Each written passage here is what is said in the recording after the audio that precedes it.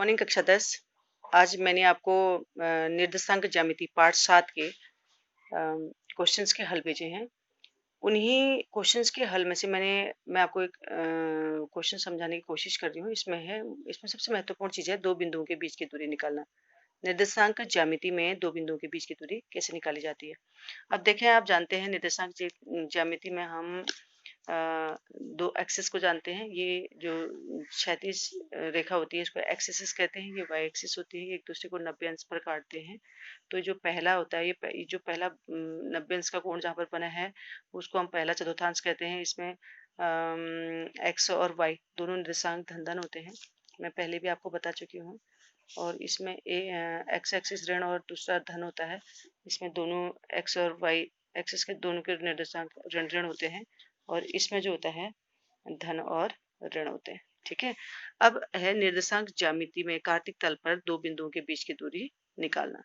यदि दो बिंदु हैं आपके पास ए और बी, और ए के निर्देशांक हैं x1 y1 और दूसरे के निर्देशांक x2 y2। निर्देशांक लिखते समय हम जानते हैं पहले हम x के निर्देशांक लिखते हैं फिर y के लिखे जाते हैं। तो पहला जो होगा वो x का ही निर्देशांक होगा, जो दूसरा होगा y का निर्देशांक होगा।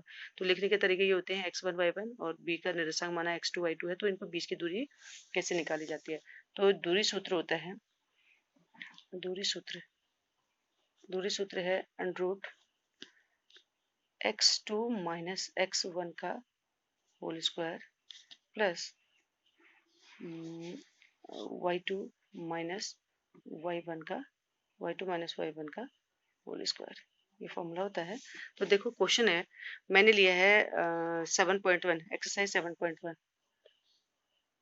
7.1 एक्सरसाइज 7.1 का पहला क्वेश्चन है, दो बिंदुओं के बीच की दूरी ज्ञात करें। यदि बिंदु के निर्देशांक 2,3 और दूसरे बिंदु के निर्देशांक 4,1 है। तो देखो जो पहला बिंदु है माना हमने उसको ए मान लिया 2 और 3 को। तो 2 और 3 है तो पहला वाला निर्देशांक x1 होगा, दूसरा वाला y1 होगा। जो दूसरा बिंदु है उसको b मान लिया, उसके निर्देशांक हैं 4 और 1। तो पहला वाला x2 और दूसरा वाला y2। तब आप दूरी सूत्र भी जानते हैं, आप क्या होता है अंडरूट वर्गमूल x2 माइनस x1 का whole square plus y2 minus y1 का होल स्क्वायर। ये दूरी सूत्र होता है। दो बिंदुओं के बीच की दूरी ज्ञात करने के लिए ये दूरी सूत्र होता है। ठीक है। अब आप ऊपर जानते हैं x1 y1 हमारे 2 और 3 है, x2 y2 हमारे 4 और 1 है। तो आपने x2 की जगह 4 रखा, x1 की जगह 2 रखा, 4 ऋण 2 का वर्ग। इसी प्रकार से y2 और y1 की जगह 1 और 3 रखा, तो वो 1 ऋण 3 का वर्ग। तो 4 में से 2 घटाया 2 का वर्ग, 1 में से 3 घटाया तो ऋण 2 का वर्ग। ठीक है। 2 का वर्ग 4, 2 का वर्ग 4। इस तरह से वर्गमूल 4 धन 4 यानी कि वर्गमूल 8 आ गया। अब देखो 8 के गुणनखंड करें हमने, 4 गुणा 2 होते हैं, क्योंकि हम 4 का वर्गमूल निकालना जानते हैं। 4 का वर्गमूल 2 होता है, इसलिए ये वाला 4 तो आ जाएगा बाहर और ये वाला जो वर्गमूल के अंदर है वो अंदर बच जाएगा।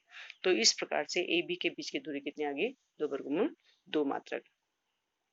अब इसका दूसरा क्वेश्चन है ऋण 4 और ऋण 5 और 7, ऋण 1 और 2। ये तो हमने इसके निर्देशांकों को यहीं पर लिख लेंगे, ज्यादा टिपिकल नहीं बनाते हुए। पहला जो बिंदु है ए हमने इसको माना है, तो इसको हमने x1 y1 मान लिया। ठीक है।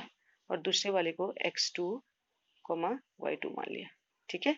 इस प्रकार से क्या कहते हैं x1 y1 हमारे पहले के निर्देशांक हो गए, x2 y2 हमारे दूसरे के निर्देशांक हो गए, जिसको हमने b कहा, ऋण 1 और 3 को।